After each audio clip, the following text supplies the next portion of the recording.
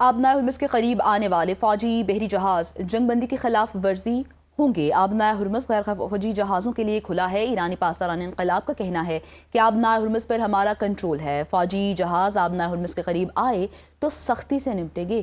ترجمان ایرانی حکومت کا کہنا ہے کہ ایران وینزویلا نہیں، دھمکیوں سے امریکہ کی ساکھ ختم ہو چکی ہے۔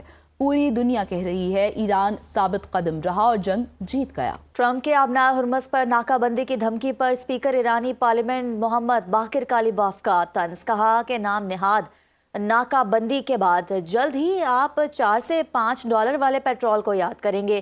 ٹرمپ کو خبردار کرتے ہوئے کہا کہ ایران کے عزم کو دوبارہ آزمانے کی کوشش نہ کریں، کسی بھی غلطی کا پہلے سے بڑا سبق سکھائیں گے۔ ٹرمپ کی دھمکیاں ایران پر اثر انداز نہیں ہوتی۔ اگر امریکہ جنگ کرے گا تو ایران بھی تیار ہے، اور اگر منطق کے ساتھ آگے آئیں گے تو ہم بھی منطق سے بات کریں گے۔ آبنائے ہرمز کے معاملے میں چین نے ایران کی کھل کر حمایت کر دی ہے۔ چینی وزیر دفاع ایڈمرل ڈونگ جن نے کہا ہے کہ چین کے بحری جہاز آبنائے ہرمز سے گزر رہے ہیں۔ ایران کے ساتھ چین کے تجارتی اور توانائی کے معاہدے ہیں جن کا ہم احترام کرتے ہیں۔ دوسروں سے بھی توقع کی ہے کہ وہ ہمارے معاملات میں دخل اندازی نہ کریں۔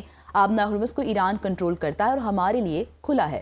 چینی وزیر دفاع نے مزید کہا کہ ہمارا ملک دنیا میں امن و استحکام میں سنجیدہ ہے اور مشرق وسطی کی صورتحال کو مسلسل مانیٹر کر رہے ہیں۔ برطانیہ اور آسٹریلیا نے آبنائے ہرمز کی ناکہ بندی میں شامل ہونے سے انکار کر دیا۔ برطانوی وزیراعظم کیئر سٹارمر کہتے ہیں کہ امریکہ یہ حکم نہیں دے سکتا کہ دوسرے ملک اپنے معاملات کو کیسے سنبھالے۔ فرانس، اسپین اور دیگر شراکت داروں کے ساتھ مل کر اتحاد قائم کر رہے ہیں۔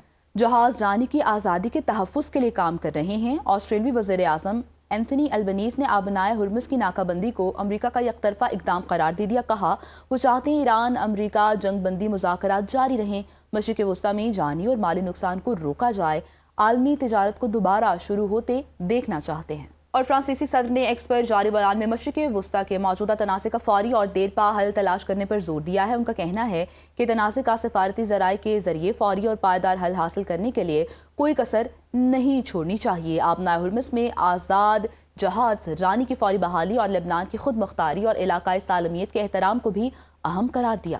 فرانسیسی صدر نے یقین دلایا کہ فرانس تنازع کے آغاز سے ہی امن کی کوششوں میں بھرپور کردار ادا کر رہا ہے اور مستقبل میں بھی کرتا رہے گا۔